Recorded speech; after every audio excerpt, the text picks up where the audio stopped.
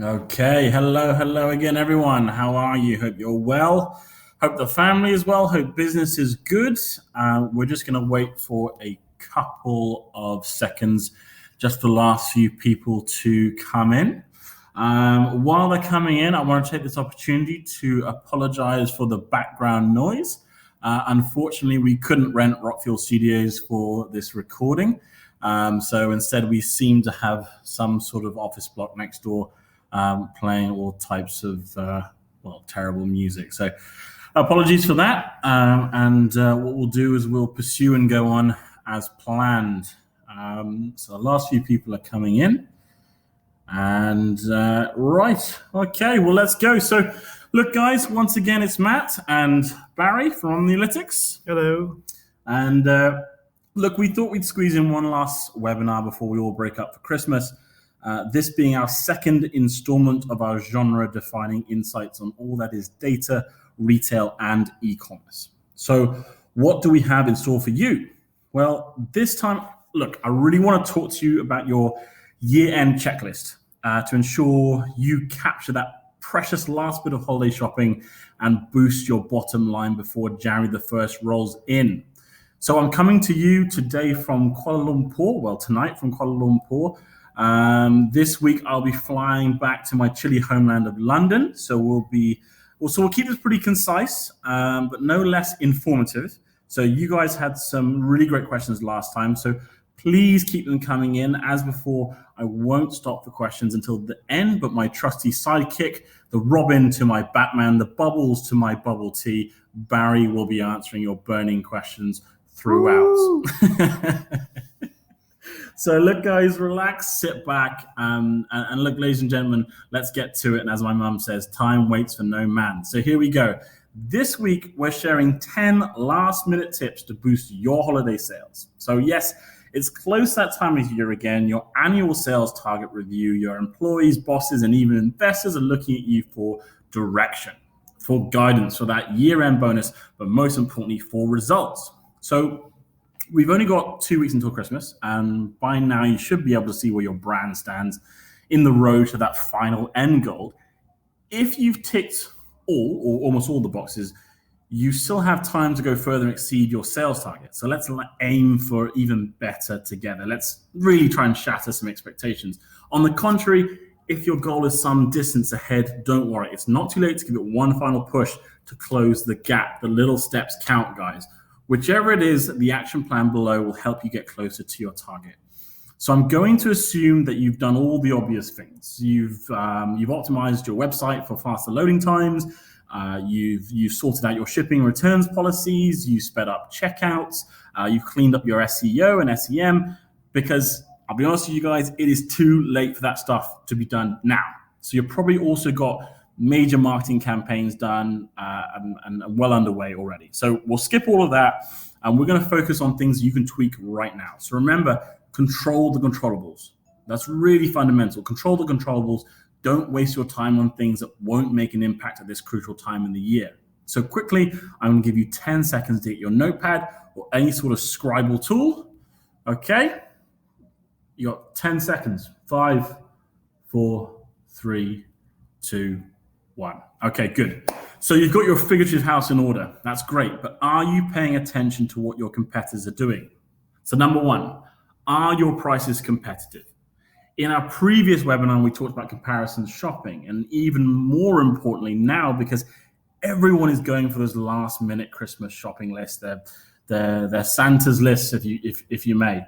Now, products are being discounted earlier and earlier every year at deeper and deeper discounts. And the question remains, how do you even begin to keep track of competitors' promotions?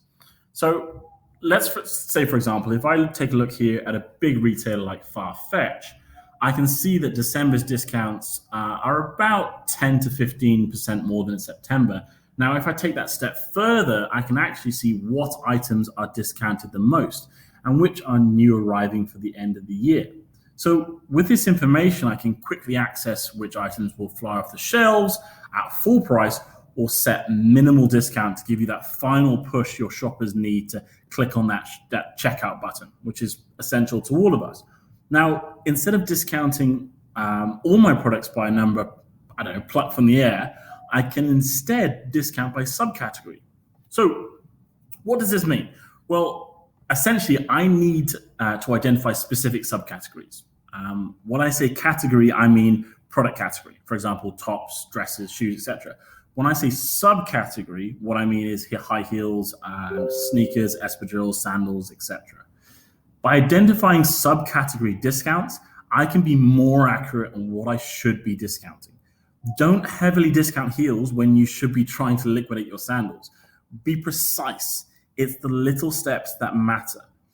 Now, this is all well and good, but there is a big difference between discounts and whether discounts sell. It's a ridiculous example, but let's say, for example, I try to sell my used sports socks I use for rugby and discount them until the cows come home. No one is going to buy them. Remember that being able to see whether discounts resonate with consumers and actually sell is just as important as trying to work out what sort of discount strategy you should be using. So make sure you actually know what is selling and what is not, or you will discount for no particular reason at all. Okay? Second point, when should you put up your biggest deals? Timing. It's the primordial key for everything you do. As I explained earlier, discounts are starting earlier and earlier, but everyone saves their best deals the closer it gets to Christmas. You want to preempt the rest of the crowd. So this means you need to constantly be monitoring your competitors in real time. The easiest way to do that is to analyze pricing by first looking at your competitors' biggest and best sellers. So looking at the pricing trends surrounding sales periods, many of your competitors will have discount patterns. For example, and this is a bit of a sneaky example, some bump up their prices just before sales periods and then dramatically drop it, making it look like a huge discount when really it's only a tiny drop from the original price. It's sneaky, I know, but you're not running a charity. You better know about it too. And discounting and knowing when to discount is the biggest and crucial last minute tweak you can make before you make your store essentially before Christmas. So remember to tie this in with your marketing strategies to make sure your consumers are aware of your fantastic deals. Okay? Number 3, giveaways. So speaking of marketing, here's one top trick. Barry shared with me, didn't you, Barry? Yep. Yeah, you did. He employed this to really great effect during his time with 23, when we first started working with Barry. And they were one of the top e-commerce brands in Malaysia, but even they were struggling with competition every Christmas. So they implemented this cheap hack to get scores of traffic, both new and old. And it was simple and it was genius. Collaborating with brands for joint giveaways. So what do I mean by this? What they would do, they would create a product page for that giveaway and set the price to $0. To be in the running for that giveaway, customers had to place an order for the free product. So this has 2 effects. 1, it takes the would-be customer through your website and the checkout process, giving them lots of opportunities to react with various touchpoints in your website where they can view other related products. And number 2, this puts them in between a marketing qualified lead and a sales qualified lead, which means your retargeting ads are going to work much better than they were before. Now, this trick brought in thousands of new potential customers to 23. And when we approached them after Christmas, we were blown away.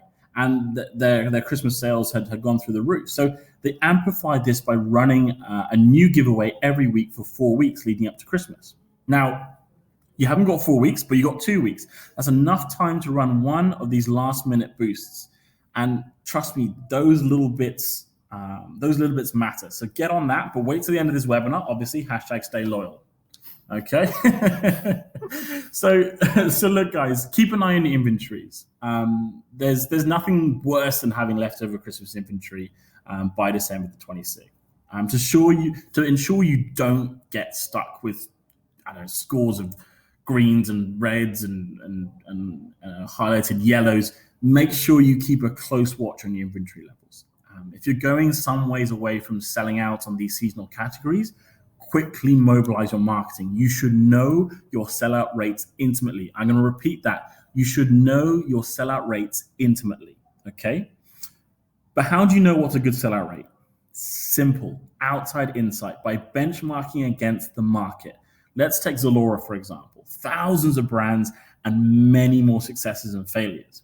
Take a look at a few brands in your price range and in your category. What I mean by category is product category, and see how your sellout rate compares against theirs.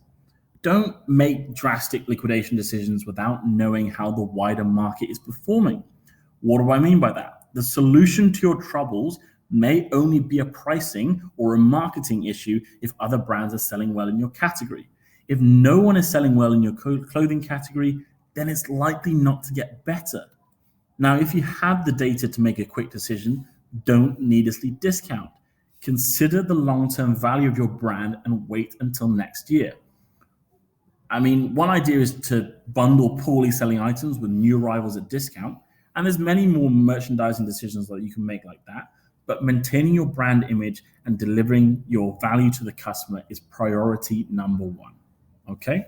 So number 5, evaluate December's newness. Look, newness is key throughout. It maintains customers, it keeps them coming back to your site, but it isn't as prominent as in the last month of the year. Most new products are typically bought during October, giving you sufficient time to clear them through. It might be the best to delay launching any new collections, especially non-seasonality sensitive products, until the new year.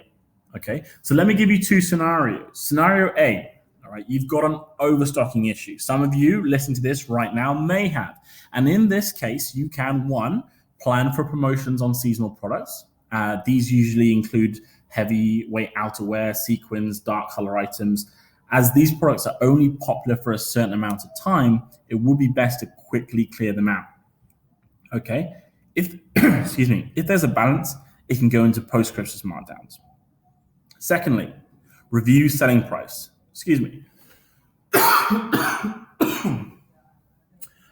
Review selling price. What do I mean by that? Well, for items with high volumes, it may be best to lower the prices down to avoid stiff competition. Besides that, you can actually also drive marketing or PR activations to promote newness. As we mentioned before, you can create bundle deals or even host a Christmas giveaway. Ultimately, it really boils down to your customers and what they engage with best. Naturally, sales is another option, but remember, practice the right discounting strategies for your business before moving forward. Always practice. Practice makes perfect. Isn't that what everyone says? So scenario B, second option. You have low or stable inventory levels, and some of you listening may have this as well. You should still review your internal process and determine next steps. This way, you'll never miss out on opportunities. Okay? So replenish top performing SKUs. You've got to do this. Instead of bringing in entirely new products, negotiate with your vendors for quick replenishments on top performing pieces. Secondly, review selling price. Look for places or opportunities to increase prices on sought after items, such as limited editions or premium perceived value items. Now, let's say all that isn't right for you or whatever it may be, you don't want to take that advice. If you were to bring in new items, it can be in the form of seasonal items, since you'll be providing customers what they're already looking for. For example, you can stock up on back to school products and Christmas themed items as well, hence the season. Okay, number 6, shipping cutoff promotions. The majority of courier services around the world stop shipping between the 20th and 21st of December all the way through to the 27th. So this leaves you about a week missing out on people like me who can't get their life together enough to plan for the holiday season. Everyone, and I do it every year, I have the excuse, Mum, it's stuck in the post. I promise I bought you something. I do love you. Don't say that. Well, take advantage of this excuse. If you have any products that are in broken sizes or perhaps low on inventory, you can make up for your customers and also my terrible life habits. Also, you can surprise your customers with quick flash store-wide sales, with the understanding that consumers won't get the packages for a while yet due to couriers not working. That's the kind of payoff you're making there. Also, maintain the understanding, and you've got to maintain the understanding, urgency. Maintain the understanding that this sale will finish and soon, okay? That week is a huge opportunity for you to take advantage of. The most others will be at home celebrating, eating turkey, whatever it is, but you have a business to run. All right. Number 7, improve visual merchandising. Look, brands and retailers often underestimate the power of visual merchandising, especially on e-commerce sites. This happens time and time again. It does my head in. By displaying each product image according to well-planned themes, it encourages consumers to stay longer, leading to higher chances of conversion. Visual merchandising is about what is trending. It's on every consumer's lips. Okay. Now, many people follow social media for this insight, but look, fundamentally, the problem with following social media is that you have no idea if consumers are actually buying this trend. So, if you combine this insight with what is actually selling at the moment, around this sales period, online sales go through the roof. So it's prime time to use a huge data set like this to be as accurate as possible. Okay. So identifying hot trending and hot selling products. This can be colors, styles, or combination products. Push these images to the consumer by running them on your landing page or on your first page for search.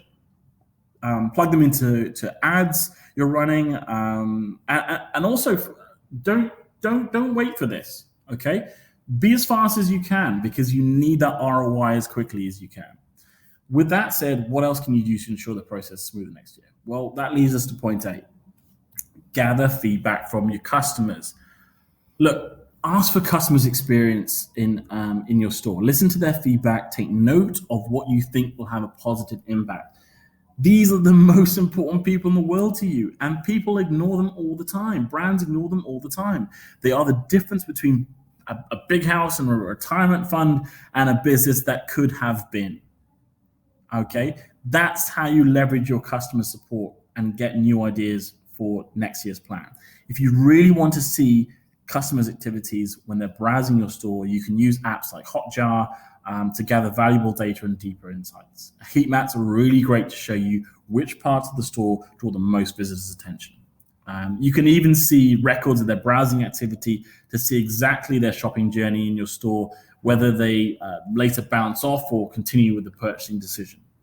Okay, this data helps you understand the consumer's insights, like what impresses them, what makes them leave. Hence, you can know where you've done right and where you haven't. That being said, don't be too quick to make changes. Okay, you've got a whole year to make these changes. You should hold off on making major changes until the new year, when you can see an e-commerce trend and then have a detailed plan for it. All right. Number 9, we're almost there. Set sales targets.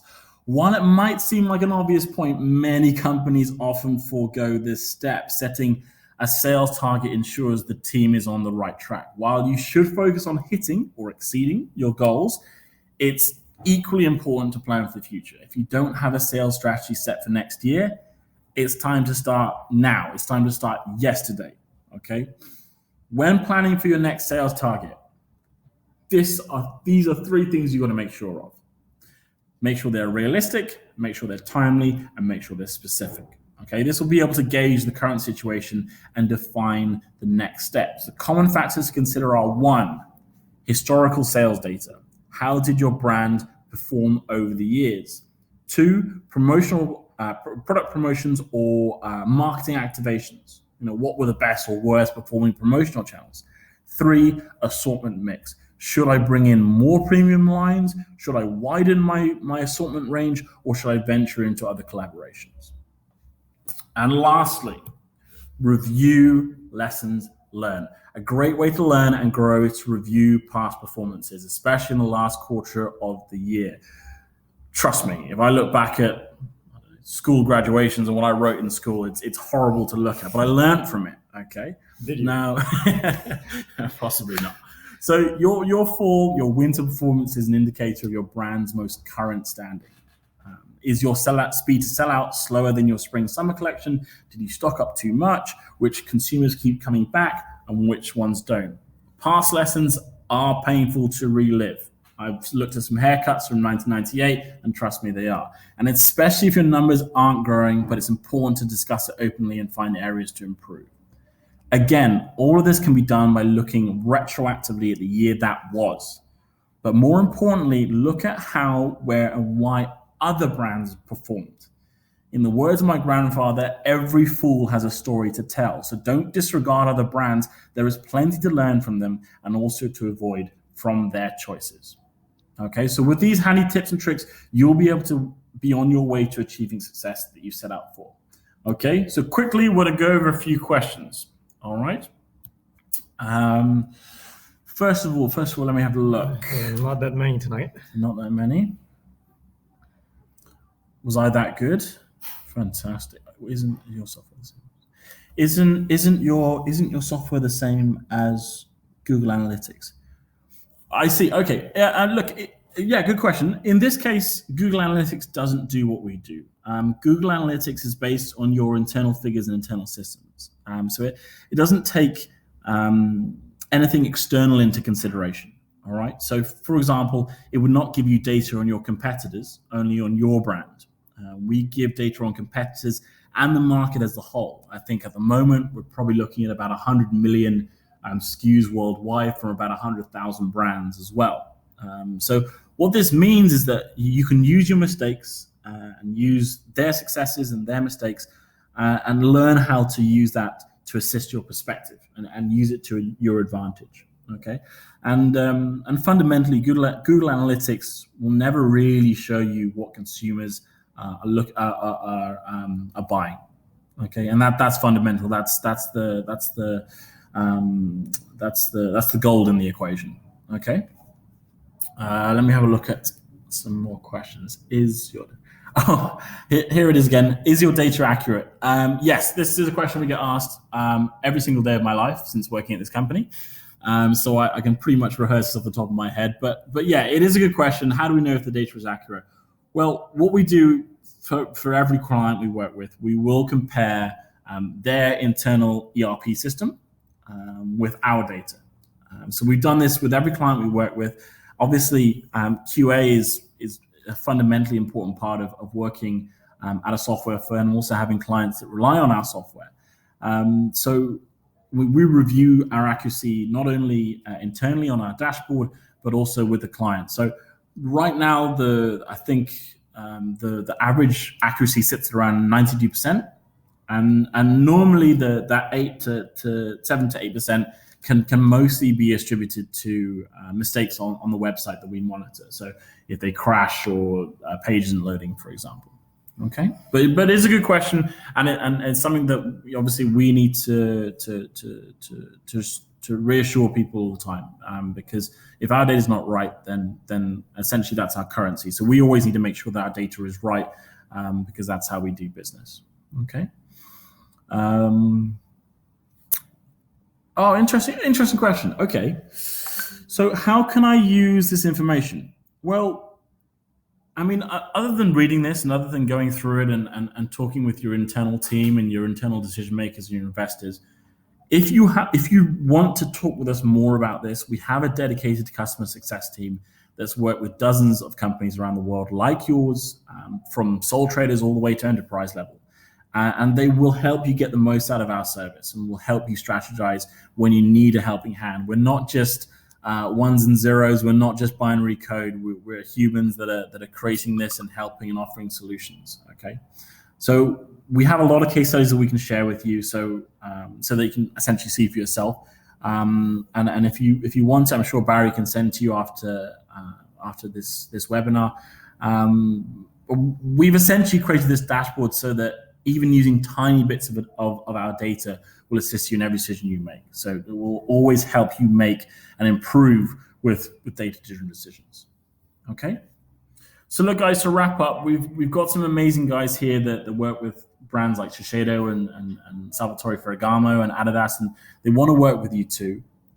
So if you do want some data to give you some more clarity with your business, then you have two options. Okay, you got one, keep doing what you're doing, keep watching our webinars, keep reading our blogs, or two, hire us, invite us to your office, or as a reward, if you sign up for a subscription at the end of this webinar, we will give you an extra month for free, regardless of the duration of your package. Okay, so if you pick the starter plan, that's a month-by-month subscription, and you can cancel at any time, but you still get a free month. Alternatively, there is a chat function below, and you can learn more about pricing, the ins and outs of the company. Barry isn't allowed any of his Christmas presents until he's answered all of them. No. So to finish, the recording of this webinar will be made available on our website for rewatching. If there's any bits that you missed, then you can go back there and watch it. Now, lastly, as always, I have a big ask for a favor. If you found this webinar useful or high value, please share this, your blog, your mailing list, your friends. If it helped you, it could help your friends or anyone that you feel needs a helping hand. So guys, thanks for listening. We will be back soon with some more tips for growing your fashion and beauty business. Thanks once again. I was Matt, he was Barry, and we are Omnilytics. And if we don't see you before, happy holidays and a happy new year. Ta-ra.